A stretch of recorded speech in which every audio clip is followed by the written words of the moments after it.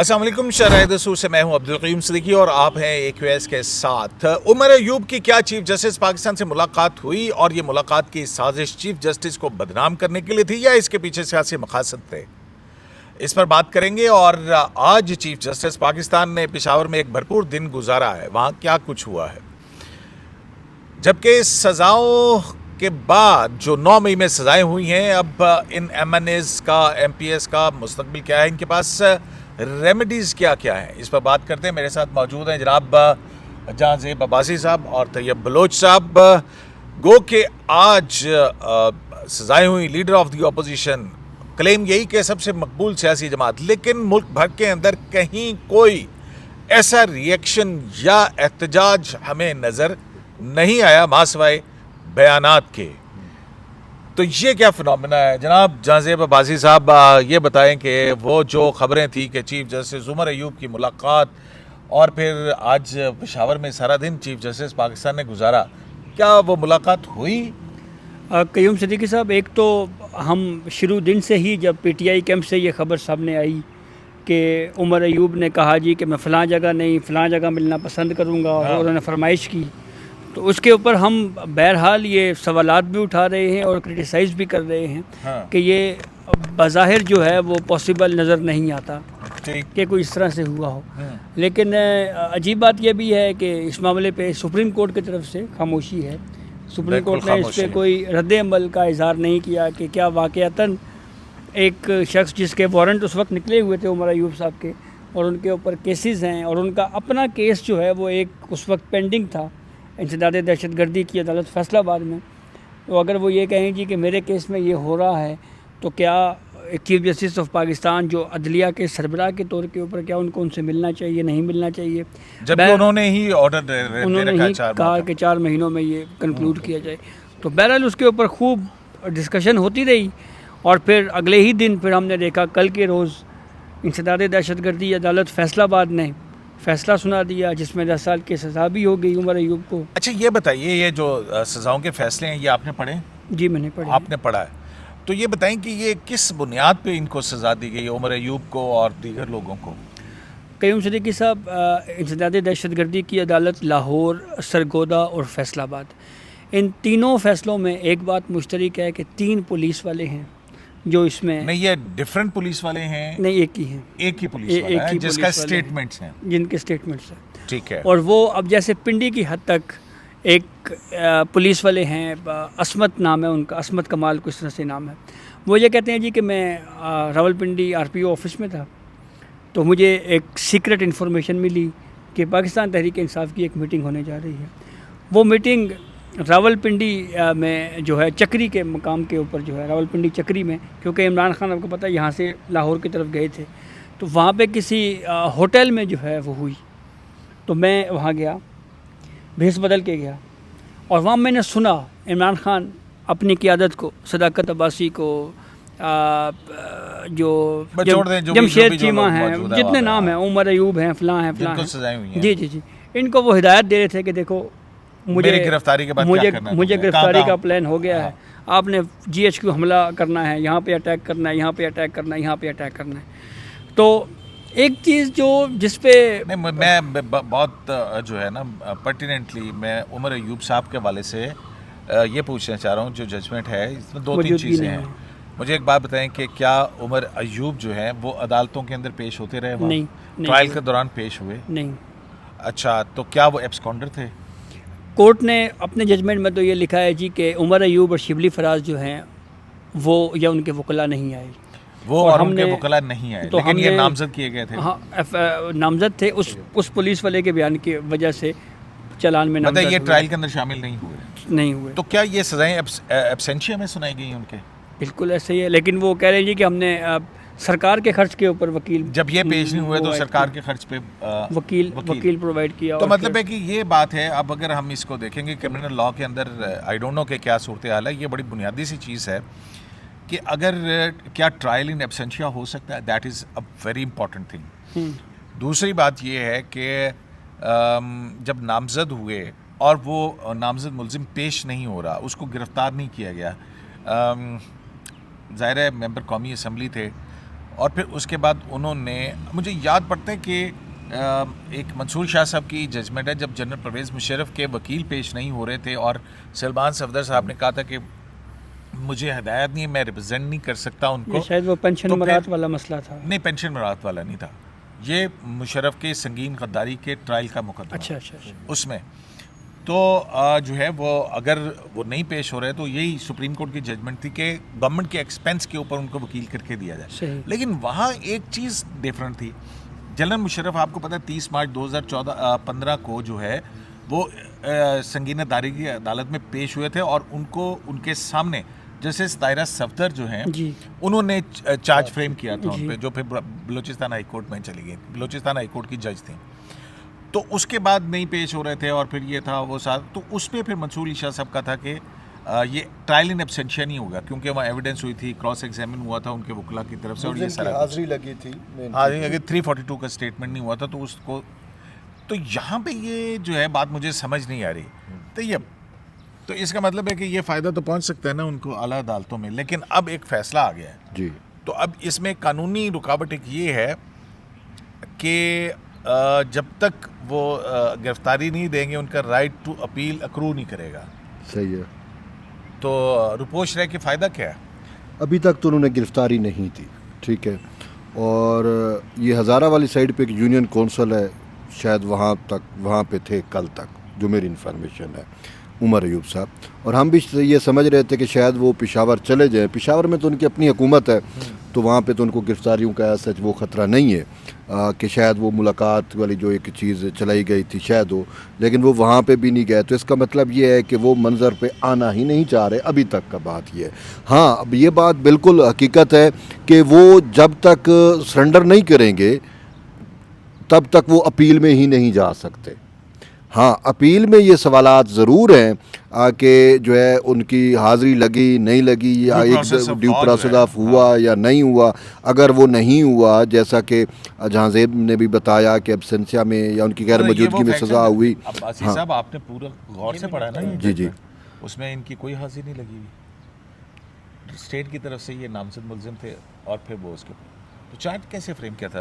اس وکیل کے اوپر کیا تھا, وکیل پہ اسٹیٹ. اچھا, لیکن صدیقی صاحب وہ تو یہ ٹھیک ہے, لیکن میں ایک بات بتاؤں یا میں آپ سے ایک سوال کرنا چاہ رہا ہوں کہ اعلیٰ عدلیہ میں جب یہ معاملہ آئے گا, ہم نے دیکھا ہے کہ وہ پھر اگر غیر موجودگی میں یا ملزم کی حاضری نہیں لگی ایک بھی دفعہ, ہاں اگر ایک دفعہ وہ چلا گیا نا ملزم, یا اس کا انگوٹھا لگ گیا یا اس کی حاضری لگ گئی, تو پھر تو وہ ایبسنسیا نہیں ہوتا. ملزم کو پتہ ہے پھر وہ جان بوجھ کے نہیں آتا رہا. وہ چیزیں ہوتی ہیں, نوٹس. ہاں, اگر اس نے چارج اگر آپ کے سامنے فریم ہوا, ایویڈنس پیش ہوئی ہے, پھر ٹھیک ہے, تو اگر وہ نہیں ہے تو وہ تو پھر اعلیٰ عدلیہ سے اس کا معاملہ ڈیفرنٹ ہو جائے گا, ٹھیک ہے نا.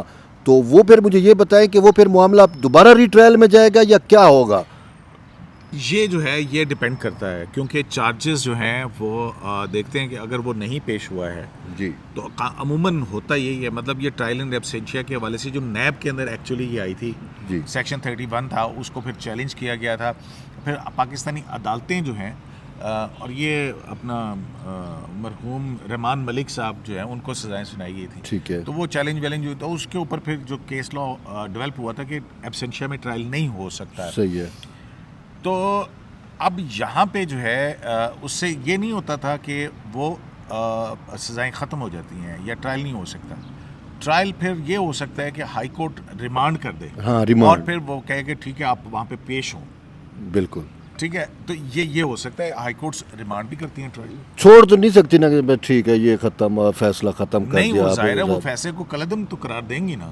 اگر اس کو فیصلہ کنوکشن کا برقرار رہے تو پھر کیسے ریمانڈ ہو سکتا ہے؟ تو وہ فیصلہ سسپینڈ ہوتا ہے, سسپینڈ ہوگا کہ تو اس کو ہوگا, سیٹ اسائڈ ہوگا, اور پھر وہ پروسیکیوشن کے بھی آپ اس کا دوبارہ ٹرائل کریں, یعنی دوبارہ ٹرائل ہو سکتا ہے. یہ نہیں ہو سکتا کہ وہ پھر بالکل ٹرائل سے ہی بچ جائے. کیونکہ میرے ذہن میں یہ ایک سوال گردش کر رہا ہے کہ جس طریقے سے عمر ایوب نے کیا یا شبلی فراز نے کیا, یہ تو پھر ہر کرمنل یہی کرے کہ جب ٹرائل چل رہا ہو یا ان کے خلاف کوئی میٹر ہو, وہ اس میں نہ خود پیش ہو نہ اس کو خود اپنے آپ کو کسی کھڈ میں کسی اس میں چھپا لیں, ٹھیک ہے نا, منظر عام پہ بھی نہ آئے, ان کی غیر موجودگی میں سزائیں ہو جائیں, پھر آ کے ہائی کورٹ میں کہیں یہ ہماری. لیکن یہ ایک بڑا ہوگا بات ہوگی میرا خیال میں, یہ بھی بڑا ایک قابل ذکر نقطہ ہے کہ عمر ایوب کو یہ بتانا پڑے گا کہ جناب جب آپ کے کہا گیا تھا نوٹس آیا تھا تو آپ عدالتوں میں پیش کیوں نہیں ہوئے جبکہ آپ ملک کے اندر تھے؟ کوئی ایسی جسٹیفیکیشن نہیں ہے آپ کی.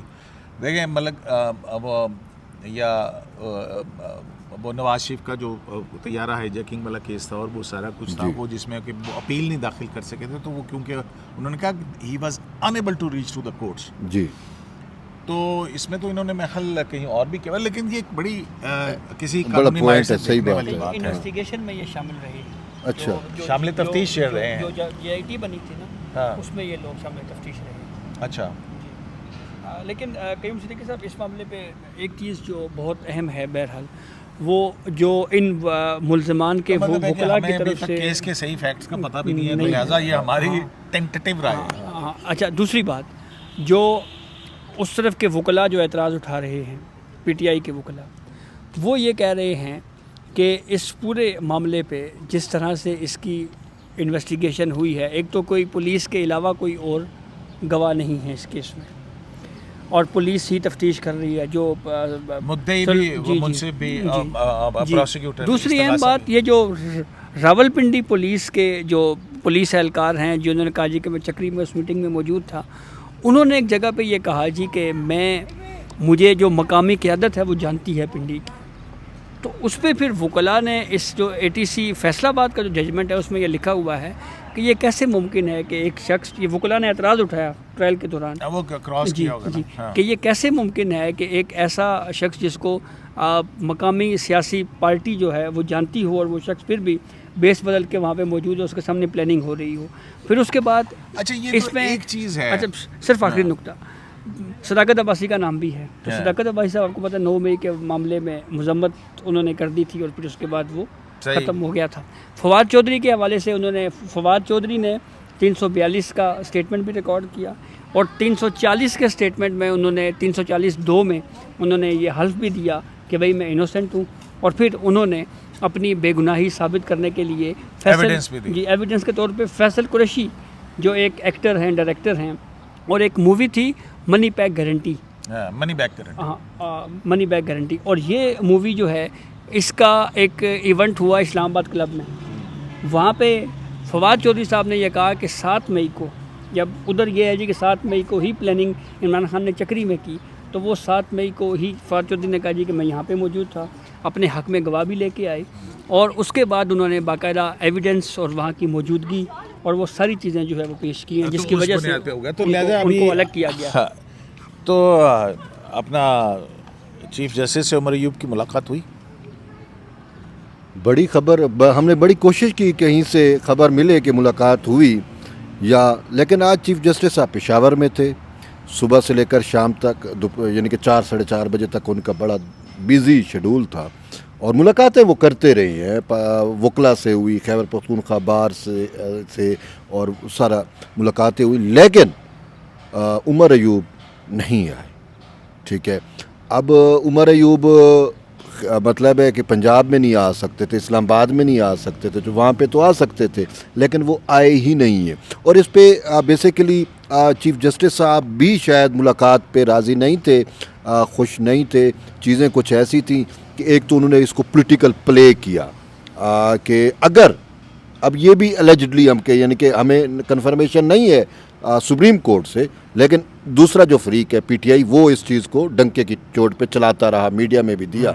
سپریم کورٹ کی جانب سے کسی قسم کا کوئی کنفرمیشن نہیں ہوا کہ آیا خط لکھنے کے بعد عمر ایوب کا خط ملنے کے بعد چیف جسٹس یا اس کے آفس سے کسی نے عمر ایوب سے رابطہ کیا عمر ایوب نے کیا بتلایا یہ ہمیں آفیشیلی سپریم کورٹ سے کنفرم نہیں ہے. پی ٹی آئی نے اس چیز کو چلایا اور آپشن بھی دیے کہ کسی قسم کی ہمارا اس سے تعلق ہی نہیں ہے. ٹھیک ہے نا لیکن خبر چل گئی تھی اس خبر کے مطابق پھر ہمیں بھی آ گیا کیونکہ پھر چیزیں بھی کچھ ایسی ہو گئی کہ چیف جسٹس صاحب جو ہے ان کا وہاں پہ بینچ تھا جمعے والے دن آج کے یعنی کہ بینچ تھا تو وہاں پہ انہوں نے مقدمات کی سماعت کرنی تھی پشاور رجسٹری کے اندر. وہاں پہ وہ بڑا بھرپور دن وہ مقدمات کیا ہے پھر اس کے بعد 11 بجے سے لے کے اور 4 بجے تک جو ہے وہ چیف جسٹس جو بتایا گیا ہماری بات ہوئی ہے وہاں پہ کہ چیف جسٹس آف پاکستان جو ہیں وہ بار ایسوسیشن سے ملاقات جاری رہی اور law and justice commission of Pakistan وکلاء کی میٹنگ تھی اور اس کی 2 پریس ریلیزز بھی آئی ہیں اور اس کی تصاویر بھی آ چکی ہیں.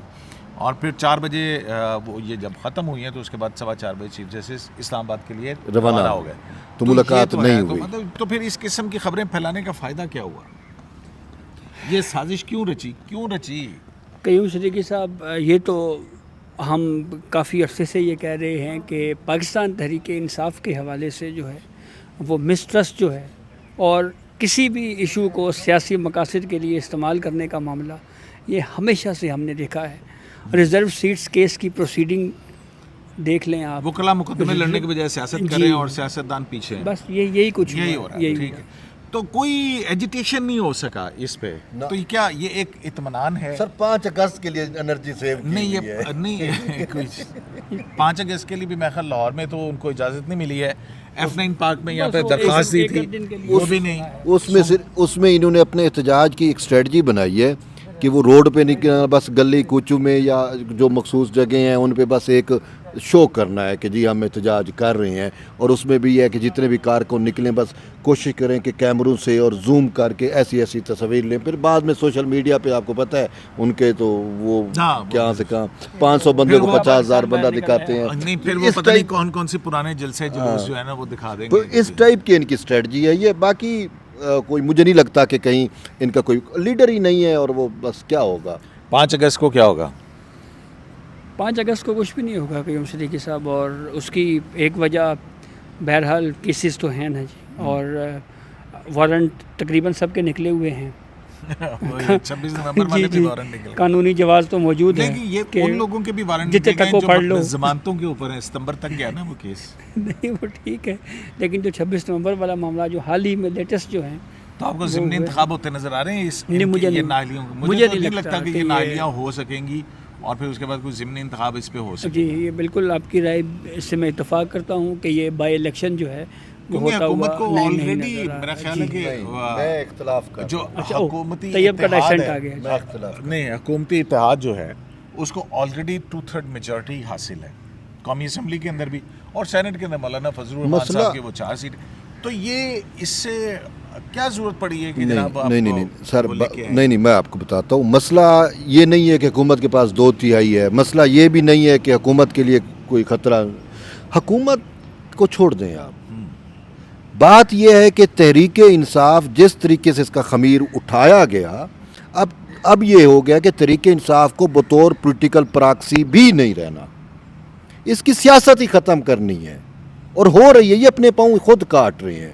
اب بات یہ ہے کہ اسی پارلیمان میں دیکھیں ماں سوائے 2-4 ناموں کے کوئی سیاستدان ہی نہیں ہے. پارلیمان کو کیا بنایا ہوا تھا؟ چیزوں کو ان کو ختم کرنا ہے. اصل پی ٹی آئی اگر ختم ہو گئی تو پی ایم ایل این کو اور پیپلز پارٹی کو کس چیز سے ڈرائے گی اسٹیبلشمنٹ؟ دیکھیں ہاں میرا آپ سے سوال ہے، اگر پی ٹی آئی کا وجود رہتا ہے تو طیب بلو تو سوال کرتا رہے گا کہ انڈیا اور اسرائیل کی پراکسی کو پھر اسٹیبلشمنٹ نے ایز اے پولیٹیکل پراکسی رکھا ہوا ہے. ہاں مجھے بتائیں کہ کیا مودی کی پراکسی ہماری اسٹیبلشمنٹ کی پراکسی ہو سکتی ہے؟ یہ تو آپ الزام عائد کر رہے ہیں. یہ الیکشن کمیشن کا ریکارڈ کہتا ہے. علی امین گنڈا پور ایک دن بیان دیتا ہے، دوسرے دن انڈیا وہ بیان لے کے فاٹف میں چلا جاتا ہے. یہ دیکھیں تو بات یہ ہے کہ یہ تو چیزیں ہیں. تو اسی وجہ سے میں جس طریقے سے دیکھیں یہ وہ کیا کہتے ہیں فرینکنسٹائن بن گئے. اب اس کو ڈسمنٹل کرنا ہے اوور آل. اس وجہ سے فرینکنسٹائن تو پھر وہ راکھ سے کھڑا ہو جاتا ہے. تو یہ لیبارٹری میں ٹیسٹ ہوا نا پی ٹی آئی کا اسٹیبلشمنٹ کی لیبارٹری سے. تو اب وہ جس طریقے سے انہوں نے آیا وہ بنا کھڑے بھی ہوئے، چیزیں بھی ہوئیں. جو 9 مئی ہوا وہ ایک پیک تھا. اس کے بعد انہوں نے کہا کہ ختم اب ختم. ایک جملہ ہی کیجیے گا بس کیونکہ وقت آئی ایس وی آر کی پریس ریلیز میں کہا گیا تھا کہ فیض حمید بھی 9 مئی والے ایشو میں انوالو ہیں. وہ معاملہ نہیں، وہ تحقیقات کے تحقیقات ہی چل رہی ہیں. ان کی ریٹائرمنٹ کے بعد جو سیاسی سرگرمیاں ہیں اس کے تو بالکل یہ بھی ہونا چاہیے، پتہ لگنا چاہیے کہ جناب فیض حمید صاحب کے کیس کا کیا ہوا. بتا یہ جو ایک وضاحت کر دوں کیونکہ میں نے وہ فیصلہ نہیں پڑھا تھا. فیصلہ جناب جہاں عباسی صاحب نے پڑھا. ہم نے صرف اخبارات میں نے صرف اخبارات کیونکہ میرے پاس اویلیبل نہیں ہے. میں دیکھیں نا تو اس فیصلے کو پڑھیں گے ہم دوبارہ اور پھر اس میں جو ہے چیزیں اور اس کے قانونی نکات اور ان پر ساری چیزیں جو ہیں اس پر ہم آپ کے ساتھ علیحدہ سے میں تو چاہ رہا ہوں کہ کسی کرمنل لائر جو ہیں ان کو لیا جائے اور ان کے ساتھ یہ فیصلے ڈسکس کیے جائیں کیونکہ اب فیصلے امانت ہیں. اس فیصلے کے اندر اسٹرانگ پوائنٹس کیا ہیں, اس کے اندر لکوناز کیا ہیں, کون سے فائدہ مل سکتا ہے, کہاں سے نقصان ہو سکتا ہے. لیکن ایک بہت بڑا سوال ہے, وہ یہ ہے کہ اگر ان تمام لوگوں کو اس سے بری الذمہ قرار دے دیا جاتا ہے تو پھر ریاستی اداروں پر حملوں کا وہ سلسلہ جو پارلیمنٹ ہاؤس پر حملے سے شروع ہوا تھا اور جی ایچ کیو کے اوپر جا کے ختم ہوا تھا, اس کو کیسے روکا جائے؟ شرائع دستور سے AQS لائیو سے اجازت دیجیے. اللہ